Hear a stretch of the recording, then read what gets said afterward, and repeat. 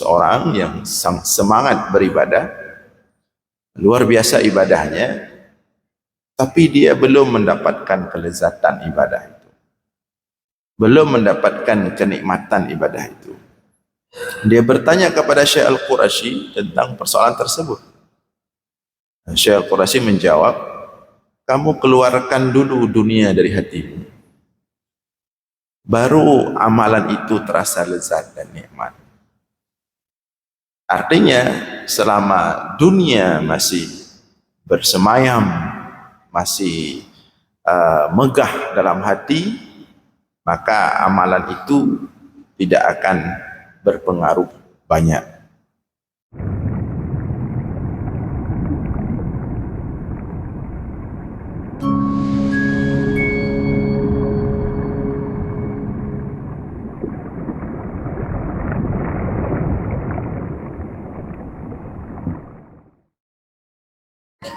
Alhamdulillahil wahidil ahad al-fardis samad alladzi lam yalid wa lam yulad wa lam yakul lahu kufuwan ahad walladzi laysa kamithlihi syai'un wa huwa as-sami'ul basir. Allahumma salli wa sallim wa barik ala sayyidina wa maulana Muhammad alladzi da'a an-nas wa arsyadahum ila tauhid rabbil ibad. Allahumma wa ala alihi wa sahbihi ajma'in, amma ba'd. Puji beserta syukur senantiasa selalu kita persembahkan kepada Allah Subhanahu wa taala, Tuhan yang esa pada zatnya, yang esa pada setiap sifat-sifatnya, yang esa pada setiap af'alnya. Tidak ada satupun makhluk yang serupa dengannya dalam bentuk apapun. Selawat beriringkan salam juga kita sampaikan kepada baginda Rasulullah sallallahu alaihi wasallam, kepada seluruh keluarga dan sahabat-sahabatnya sekalian. Hadirin jemaah sekalian serta para pendengar dimanapun berada yang dimuliakan Allah. Kembali kita dalam ulasan singkat tentang ilmu tauhid, masih dalam rangkaian pembahasan hikmah-hikmah Ibnu Athaillah As-Sakandari dalam kitabnya Al-Hikam. Pada subuh ini kita akan membacakan hikmah yang ke-44. Qala al-musannifu wa syarihu rahimahumullah, ma qalla 'amalun baraza min qalbin zahidin wala kathura 'amalun baraza min qalbin raghibin. Ma qalla 'amalun baraza min qalbin zahid. Tidaklah bernilai sedikit amal yang ada dari hati seorang zuhud, zahid, dan tidaklah bernilai banyak amal yang lahir dari hati raghib, seorang pencinta dunia. Ma qalla 'amalun baraza min qalbin zahid. Tidaklah bernilai sedikit amalan yang ada dari hati si zahid atau orang zuhud, dan tidaklah bernilai banyak amal yang ada dilakukan min qalbin raghib, dari hati yang raghib, pencinta dunia. Hikmah ini secara umum Ibnu Athaillah As-Sakandari ingin menjelaskan kepada kita nilai suatu amalan tidak hanya ditentukan oleh besar kecilnya amalan tersebut, tapi juga nilai sebuah amalan dipengaruhi oleh hati orang yang melakukan amalan tersebut. Di sini Ibnu Athaillah As-Sakandari membedakan dua kondisi manusia dalam beramal. Amalnya sama, tapi bisa bernilai berbeda. Yang pertama, amalan yang dilakukan oleh orang yang zahid, zuhud. Yang kedua, amalan yang dilakukan oleh raghib. Raghib ini pencinta dunia, masih suka dunia. Maka nilai amalan yang dilakukan oleh dua orang ini meskipun kadang-kadang sama, tapi nilainya berbeda. Maka disebut di sini jangan dipandang sedikit amalan yang dilakukan oleh seorang yang zuhud. Nah, mungkin kita melihat secara zahir amalannya itu sedikit kecil, tapi nilainya besar karena dia itu orang zuhud. Ya. Sebaliknya, jangan terlalu cepat menganggap amalan pencinta dunia itu besar, bisa jadi nilainya kecil karena di dalamnya masih ada dunia. Sehingga suatu ketika ditanya Syekh Abdullah Al-Qurashi, ada seseorang yang semangat beribadah, luar biasa ibadahnya, tapi dia belum mendapatkan kelezatan ibadah itu, belum mendapatkan kenikmatan ibadah itu. Dia bertanya kepada Syekh Al-Qurashi tentang persoalan tersebut. Syekh Al-Qurashi menjawab, kamu keluarkan dulu dunia dari hatimu, baru amalan itu terasa lezat dan nikmat. Artinya selama dunia masih bersemayam, masih megah dalam hati, maka amalan itu tidak akan berpengaruh banyak. Nah, ya, ini secara umum makna yang diinginkan daripada hikmah ini. Wa qala Ibnu Mas'ud, berkata Ibnu Mas'ud radhiyallahu anhu, raka'atani min zahidin alim khairun wa ahabbu 'inda Allah min ibadatil muta'abbidin al-mujtahidin ila akhir dahri abadan sarmadan. 2 rakaat salat yang dilakukan oleh seorang zuhud, alim, lagi alim, khairun, itu lebih baik dan lebih dicintai oleh Allah daripada ibadahnya ahli ibadah al-mujtahidin yang sangat bersungguh-sungguh dalam beribadah, ila akhir dahri, sampai mati dia, abadan sarmadan, sampai kapanpun, tapi dalam hatinya belum bersih daripada kemegahan dunia. 2 rakaat salat ahli zuhud tadi jauh lebih bernilai. Wa qala ba'd as-salaf, wa qala fi ba'd al-akhbar, dan tersebut dalam beberapa riwayat, anna sayyidina Isa alaihi salam marra bi rajulin na'imin wan nasu yata'abbadun, faqala lahu Isa alaihi salam, qum tata'abbad ma'an nas. Faqala ta'abbadtu ya ruh Allah. Faqala lahu wa ma ibadatuka? Qala taraktu ad-dunya li ahliha. Faqala lahu nam ni'matil ibadah hadhihi, atau kama qala alaihi salam.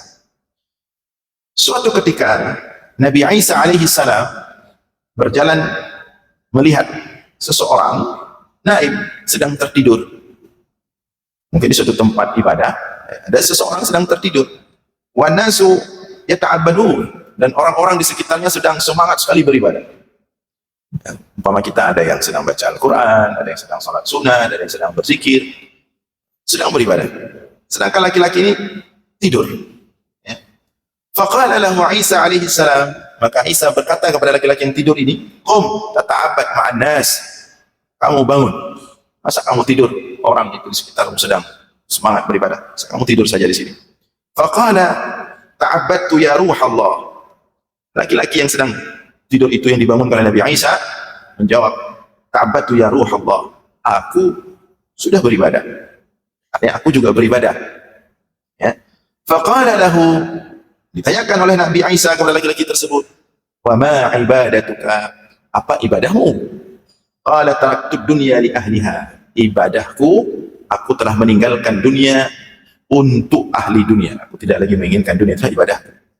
Faqala lahu, Nabi Isa mengatakan, kalau itu ibadahmu, lanjutkan tidurmu, ni'matil ibadah hadhihi, itulah ibadah yang paling indah, meninggalkan dunia.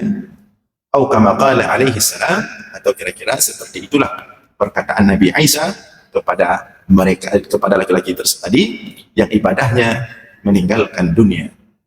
Maka di sini kita bisa mengetahui nilai ibadah kita dengan ibadah orang-orang ahli zuhud. Jadi jangan terlalu cepat merasa ibadah kita sudah terlalu bagus, sudah terlalu mantap, sedangkan dunia masih bertahta dalam hati kita. Ya, di sana ada ahli-ahli zuhud yang dunia tidak ada arti apa-apa baginya. Itulah ibadah sebenarnya yang istimewa. Wa qala rajulun lisyaykh Abil Hasan radhiyallahu anhu, mali ara an-nas yu'azzimunak wa lam ara laka kabiru amal. Faqala bi sunnatin wahidah iftaradaha Allah ala rasulih tamassaktu biha. Faqala lahu wa ma hiya? Qala al-i'radu ankum wa an dunyakum. Berkata seseorang kepada Syekh Abil Hasan Asy-Syadzili radhiyallahu anhu, "Ma li ara an-nas yu'azzimunaka wa lam ara laka kabir wa amal." Kata seseorang kepada Syekh Abdul Hasan Asy-Syadzili, "Aku melihat orang sangat mengagungkanmu, membesarkanmu. Ya, tapi ketika aku melihat amalanmu biasa-biasa saja. Tapi orang-orang sangat membesarkanmu, sangat mengagungkanmu. Tapi amalanmu biasa-biasa saja." Faqala, kenapa bisa? Dijawab oleh Abdul Hasan Asy-Syadzili, "Bisunnatin wahidah iftaradaha Allahu ala rasulih wa tamassaktu biha." Aku beramal dengan satu sunnah yang diwajibkan oleh Allah kepada Rasulnya, dan aku mengamalkan sunnah itu. Ya, apa sunnah itu? Faqala lahu, ditanya, apa sunnah itu? Qala Abdul Hasan Asy-Syadzili menjawab, "Al-i'radu ankum wa an dunya." Sunnah itu adalah aku berpaling dari kalian dan dari dunia kalian. Itulah sunnah yang dijalankan oleh Abdul Hasan Asy-Syadzili, yang membuat Abdul Hasan Asy-Syadzili ditempatkan oleh Allah pada tempat yang sangat mulia dan agung. Nah, dijelaskan oleh Ibnu Ajibah tentang makna zuhud. Qultu az-zuhdu fi syai'i huwa khuruju mahabbatihi minal qalbi wa burudatihi minhu. Zuhud, nah ini makna zuhud, penjelasan tentang zuhud. Az-zuhdu fi syai'i, zuhud terhadap sesuatu adalah keluar cinta terhadap sesuatu tersebut minal qalbi, dari hati si orang yang zuhud. Wa burudatihi minhu, dan sesuatu tersebut terasa hambar bagi hati orang yang zuhud. Itu baru zuhud. Kalau dunia sudah tidak menjadi bagian daripada yang dia cintai dan terasa hambar, maka dia telah sampai pada makna zuhud. Wa indal qaum, bahkan zuhud bagi kalangan sufi bukan hanya tidak mencintai dunia, bukan hanya mengeluarkan dunia dari hati, tapi bughdhu kulli ma yushghilu 'anillah wa yahbisu 'an hadratillah. Benci setiap yang menyibukkan diri daripada Allah, dan benci kepada setiap yang menghalangi kebersamaan diri dengan kehadirat Allah. Itu zuhud bagi kalangan sufi. Wa yakunu awalan fil mal, dan zuhud itu pertama. Ini proses untuk zuhud. Misalnya ada orang, saya pengen zuhud, bagaimana caranya? Wa yakunu awalan fil mal, tingkat pertama zuhud dimulai pada harta. Dimulai pada harta. Wa alamatuhu, tanda zuhud pada harta, ayastawiya indahu adh-dhahabu wat-turab wal fiddatu wal hajar wal ghina wal faqr wal man'i wal ata. Tanda zuhud pada harta, ayastawiya indahu adh-dhahabu wat-turab, ketika nilai menjadi sama baginya antara emas dan tanah. Ya, menyokat sama meh dengan tanah yang kazuhud. Tapi menyokat tayu pilih meh pun pilih tanah, pilih meh. Jadi belum zuhud. Itu zuhud pada harta. Ketika sudah sama nilai emas dan tanah, itu sudah sampai zuhud. Wal fiddah wal hajar, telah sama nilai perak dan batu, itulah zuhud pada harta. Wal ghina wal faqr, telah sama nilai kaya dan miskin, itulah zuhud. Wal man'i wal ata, telah sama nilai diberikan sesuatu oleh Allah daripada dunia, tidak diberikan, sama saja. Ya, kaya dengan miskin tidak ada beda, sama saja. Saat kaya rasanya biasa saja, saat miskin rasanya biasa saja. Itu sudah sampai zuhud, makna zuhud. Tapi kalau sedang kaya senang, happy, begitu jatuh miskin susah, gelisah, muka-muka anak ceria, ya, berarti itu belum sampai pada makna zuhud. Itu zuhud pada harta. Itu yang pertama. Kemudian wa yakunu saniyan fil jah wal maratib. Kedua, zuhud dalam hal kedudukan dan jabatan. Zuhud dalam hal kedudukan dan jabatan. Wa alamatuhu, bagaimana menzuhudkan diri dalam hal kedudukan dan jabatan? Ayastawiya indahu al-'izzu wadh-dhulli, adh-dhullu wadh-dhuhuru wal-khumulu wal madhu wa dhammu wal rif'atu was suqut. Cara menzuhudkan diri pada kedudukan dan jabatan, atau tanda zuhud seseorang dalam hal kedudukan dan jabatan, ayastawiya indahu bahwa menjadi sama nilai baginya antara al-izzu wa dhul, dimuliakan maupun dihinakan, sama saja. Dimuliakan tidak membuat dia naik, dihinakan tidak membuat dia jatuh, tidak membuat dia tersinggung. Dimuliakan silahkan, dia tidak merasa mulia, mulia itu milik Allah. Dihinakan justru dia merasakan itulah hakikat dia, jadi tidak ada gelisah. Al-izzu wa dhul biasa, dimuliakan silahkan, dihinakan silahkan, sama saja rasanya. Wa dhuhur wal khumul, zuhur dan khumul juga sama. Zuhur dipopulerkan, zuhur dimunculkan, ditampilkan, diorbitkan, dipromosikan. Wal khumul tidak ada yang kenal, tidak ada yang mau dengar, sama saja. Viral tidak viral, masyhur tidak masyhur, populer tidak populer, biasa saja. Datang kemana-mana, ada yang hormati, ada yang besarkan, ada yang salam, ada yang datang ke tempat lain, tidak ada satupun yang bangun, yang menghormati, biasa saja. Nilainya sama. Dan tidak begitu datang dibesarkan, dimuliakan, senang. Ini tempat yang bagus. Begitu datang ke tempat yang tidak ada yang bangun untuk hormati dia, tidak jelas tempat, tidak jelas tempat, gimana itu dia. Biasa saja. Ya. Wal madah wal dzam, dipuji, dicaci, biasa saja, tidak tersinggung. Dipuji, dipanggil yang terhormat, profesor, doktor, ini itu lengkap semuanya. Di tempat lain tidak dipanggil, langsung nama tok dipanggil. Padahal baru pulang haji, tidak disebut haji, biasa saja. Disebut haji biasa saja, tidak disebut hambar, tidak ada rasa. Bukan itu yang dia cari. Warifah wasuqut, demikian juga naik turun biasa saja. Ya, naik turun biasa saja, tidak ada sedang jadi kepala daerah sehabis masa jabatan, tidak ada perbedaan. Jadi kepala dinas, tidak lagi jadi kepala dinas, biasa saja. Tapi ada orang-orang sebaliknya, bahkan sudah tidak ada lagi jabatan, suasana itu masih dia bawa, artinya tidak siap. Ya.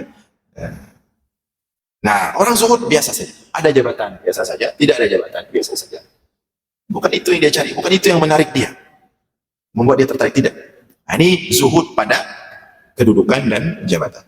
Wa yakunu salisan fil maqamat wal karamat wal khususiyat. Kemudian yang ketiga, zuhud dalam hal maqamat wal karamat wal khususiyat. Zuhud dalam hal nilai kemuliaan dalam ibadah atau karamah. Nah, karamah itu saja keramat. Ternyata zuhud bak keramat sih. Menyoreng. Kalau ada orang beribadah dengan tujuan untuk dapat keramat, ternyata itu bukan orang zuhud itu. Masih dunia. Kalau dengan beribadah untuk dianggap soleh, untuk dianggap wali Allah, masih dunia itu. Zuhud ternyata bukan hanya pada materi dunia yang nampak. Zuhud juga oleh para sufi diharuskan dalam hal kemuliaan maqamat wal karamat. Maqamat ini makam-makam dalam sufi, tingkatan-tingkatan, level-level. Jadi kalau ada orang beribadah mengikuti tarikat tertentu, tujuannya untuk menjadi mursyid, kemudian di atas mursyid jadi bahkan sampai puncak kutub, ternyata itu jalan yang salah. Atau beribadah ingin punya karamah. Nah, karamah, dia pernah dengar Imam Nawawi dan Imam Rafi'i, ulama besar wali Allah, punya karamah. Imam Rafi'i punya karamah kalau sedang menulis kitab. Imam Rafi'i tiba-tiba pencahayaannya mati, lampunya mati, apinya mati, maka pena yang dipakai oleh Imam Rafi'i itu bercahaya. Imam Rafi'i. Imam Nawawi punya karamah, kalau dia sedang menulis kitab, tiba-tiba pencahayaan di ruang itu mati, apinya mati, maka yang bercahaya bukan penanya, tapi jarinya. Datang orang dengar kisah ini, kisah Imam Rafi'i punya karamah, kisah Imam Nawawi punya karamah. Pulang dia dari dengar kisah itu, bertekad dalam hatinya, saya harus dapat karamah seperti Imam Rafi'i, saya harus dapat karamah seperti Imam Nawawi. Salah, yang katalah jauh timbulan. Atau seperti ada kisah yang tersebar di Indonesia atau di Aceh. Dulu ada wali-wali Allah yang salat Jumatnya ke Masjidil Haram, salat Jumatnya ke Ka'bah. badannya di Banda Aceh, Jumatnya di Ka'bah. Dia dengar kisah itu, kemudian dia bertekad beribadah semangat sekali, zuhud semangat,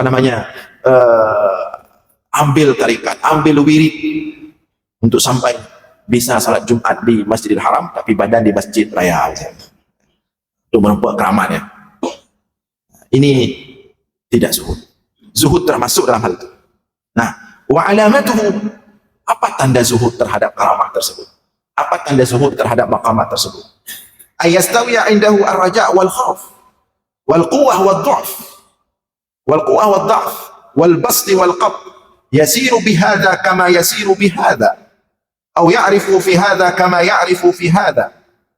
Sama baginya ar-raja' wal khauf, antara raja dan khauf, antara raja dan khauf. Apa makna raja dan khauf? Sama baginya, dia terus berharap kepada rahmat Allah, tidak terlalu pede dengan Allah, tidak terlalu percaya diri, misalnya tidak terlalu merasa diri sudah aman. Jadi antara raja dan khauf. Satu sisi dia berharap mendapatkan kemuliaan dari Allah, dia cintai oleh Allah, dirahmati oleh Allah. Tapi di sisi yang lain dia juga takut kepada azab Allah, takut kepada neraka Allah. Ya, itu zuhud. Ada orang tidak seperti itu, mentang-mentang sudah amalannya banyak, dia sudah dibesar-besarkan oleh masyarakat, maka dia sudah menganggap dirinya wali. Kalau sudah wali itu berarti sudah aman. Ya. Sudah bisa bahkan petu-petu orang, ini ahli surga, ini ahli neraka. Seolah-olah dirinya sudah selamat. Tidak. Ya. Fala tuzakku anfusakum, jangan pernah kalian menganggap diri kalian suci. Wa a'lamu bikum, Allah tahu siapa kalian. Setingkat para sahabat bertanya kepada Rasulullah, wahai Rasulullah, apakah kami belum aman? Kami sudah berjihad denganmu, kami sudah berjuang bersamamu, apakah kami belum aman? Belum aman. Tidak ada yang aman daripada azab Allah. Maka kalau setingkat sahabat belum aman, dijawab oleh Rasulullah, sampai diajarkan oleh Rasulullah doa-doa, Allahumma a'inni ala dzikrika wa syukrika wa husni ibadatik, Allahumma la tukilni ila nafsi tarfata ain. Itu doa-doa bahwa kita tidak ada yang aman. Nah, ketika tidak ada satupun yang aman termasuk kita, kenapa kita merasa tenang ketika dibesarkan oleh manusia? Apa yang membuat kita tenang? Sudah aman kan? Apa yang membuat kita seolah-olah seperti orang yang sudah mendapatkan wakilan khusus dari Allah, bisa mempetu, kamu begini, kamu begini, kamu begini? Apakah kita sudah aman? Ya. Kita saja belum aman. Kenapa suka sekali menampakkan diri sudah bersahaja sekali, sudah alim sekali, sudah tidak malukah pada Allah? Ya. Ini walaupun nampak besar, kulubnya besar-besar, jubahnya besar-besar, masih ahli dunia ini. Ya. Maka ayastawi indahul khauf war raja. Justru kalau dia merasa sudah levelnya tinggi di sisi Allah, dia harus lebih takut kepada Allah. Bukan sebaliknya, merasa diri sok-sok tenang, kemudian mengatur manusia begini-begini. Siapa? Ya. Rasulullah akan mengatakan, ana akhsyakum billah, aku yang paling takut dan antara kalian kepada Allah. Maka Rasul tidak mau dibesarkan. La tatruni, jangan kalian besarkan aku seperti orang Nasrani membesarkan Isa, nabi mereka. Innama ana abdun, aku hanya seorang budak, seorang hamba. Ya'kulu kama ya'kulul abdu, duduk seperti duduknya budak hamba, duduk di lantai. Jangan begitu, diangkat, ditandu, makin besar, makin merasa. Rasulullah mengatakan, innama ana ibnu mra'atin ta'kulul qadid. Aku hanya seorang anak perempuan kampung di Mekah, ta'kulul qadid, yang sehari-hari makan roti kering. Aku bukan siapa-siapa. Maka ketika datang satu kabilah Arab ke Madinah, di kabilah ini ada satu kabilah yang mereka itu sangat membesarkan tokoh mereka, terserah tokoh agama, tokoh apapun. Mereka itu kalau berhadapan dengan tokoh mereka itu, mereka sangat membesarkan. Datang ke Rasulullah ke Madinah. Ya. Kemudian begitu sampai ke Madinah, mereka ingin mempraktekkan cara mereka membesarkan tokoh mereka di daerah mereka. Sampai mau rukuk-rukuk, mau sujud-sujud. Ya. Datang mereka ke Rasulullah, ingin mempraktekkan gaya mereka. Mereka berkata ke Rasulullah, anta sayyiduna. Mereka mengatakan kepada Rasulullah, wahai Muhammad, engkaukah Tuhan kami? Ingin mereka agungkan. Engkaukah Sayyiduna, engkaukah Tuhan kami? Langsung dijawab oleh Allah, As-Sayyidu Allah, Tuhan kita semua Allah, bukan saya. Tidak mau Rasulullah. Ya. Nah, ini diantara makna zuhud. Jadi jangan kita kadang-kadang menjelaskan zuhud kepada manusia hanya tentang jangan cari uang banyak-banyak. Bukan itu saja zuhud, itu bagian kecil dari zuhud. Zuhud itu justru ke orang-orang yang alim, ke orang-orang yang tingkat ibadahnya sudah tinggi. Bagaimana zuhud bagi dia? Inilah makna zuhud bagi orang seperti itu. Jadi ketika berbicara zuhud, bukan hanya berbicara tentang meninggalkan dunia, maksudnya dalam makna materi. Bagaimana menjadikan ibadah kita hanya kepada Allah, tidak mengharapkan perhatian manusia, tidak ada kepentingan selain Allah, murni, bersih Allah. Dan itu bisa nampak dari cara kita berinteraksi dengan manusia. Jadi zuhud dalam hal ini, ayastawi indahu raja' wal khauf, sama bagi dia. Raja dan khauf tetap. Jadi jangan begitu sudah level tinggi, tidak ada lagi khauf, raja saja. Saya pastilah surga, tidak mungkin saya neraka. Tidak mungkin saya diazab, tidak mungkin saya sudah aman. Ada orang seperti itu. Setingkat Utsman bin Affan sudah kita katakan sebelumnya. Utsman bin Affan mengatakan, seandainya aku diberdirikan antara surga dan neraka, disuruh pilih surga atau neraka. Utsman mengatakan, lakhtartu an akuna ramadan. Kalau disuruh pilih surga dan neraka, aku lebih baik pilih jadi debu. Tidak mau pilih dua-dua. Kenapa tidak mau pilih dua-dua? Maksud Utsman, kalau saya pilih surga, saya merasa tidak layak. Kalau saya pilih neraka, saya merasa tidak sanggup. Maka saya lebih memilih jadi tanah. Datang orang sekarang, saya pasti dikasih surga, nggak mungkin disuruh pilih neraka.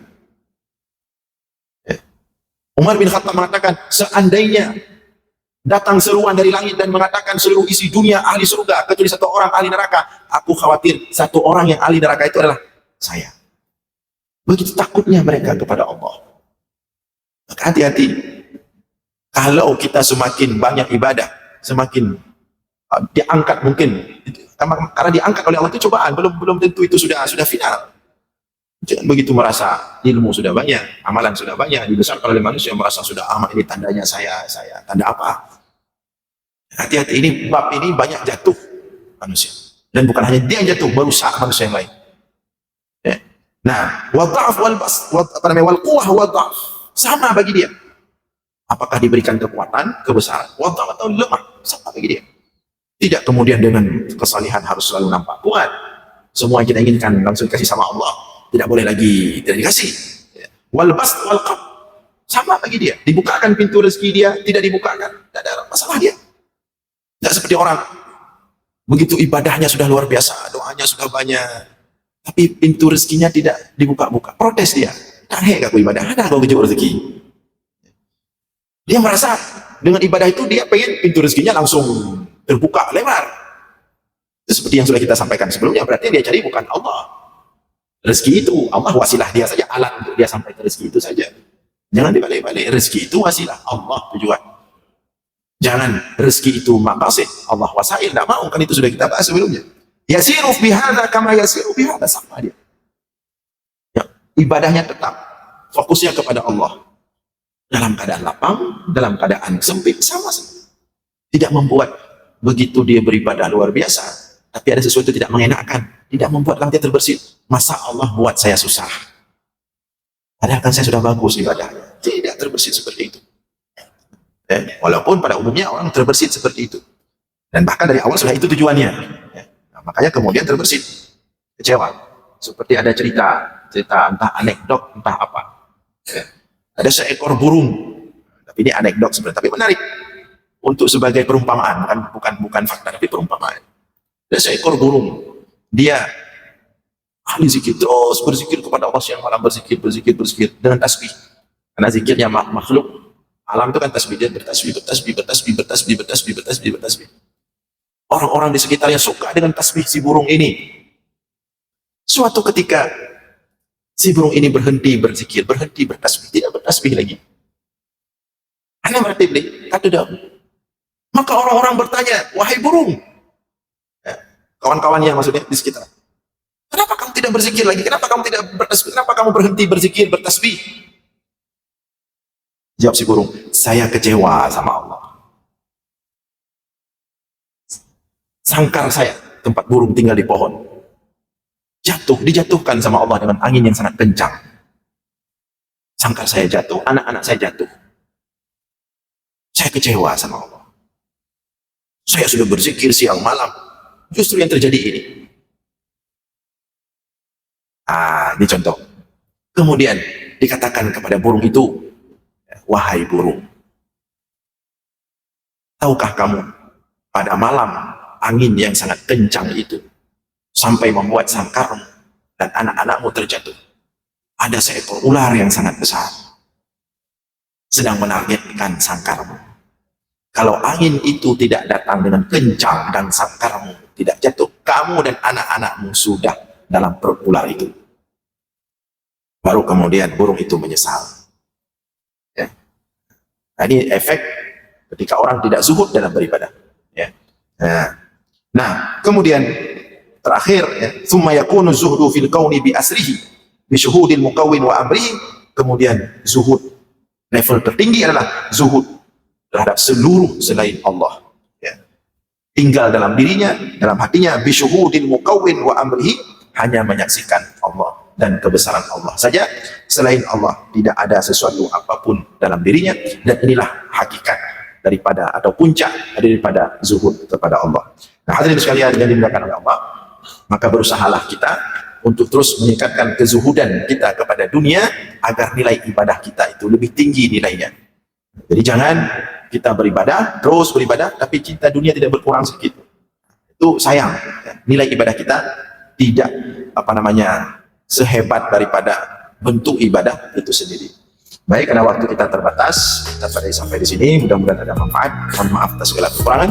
Aqulu qouli hadza wa astaghfirullah li wa lakum. Wassalamualaikum warahmatullahi wabarakatuh.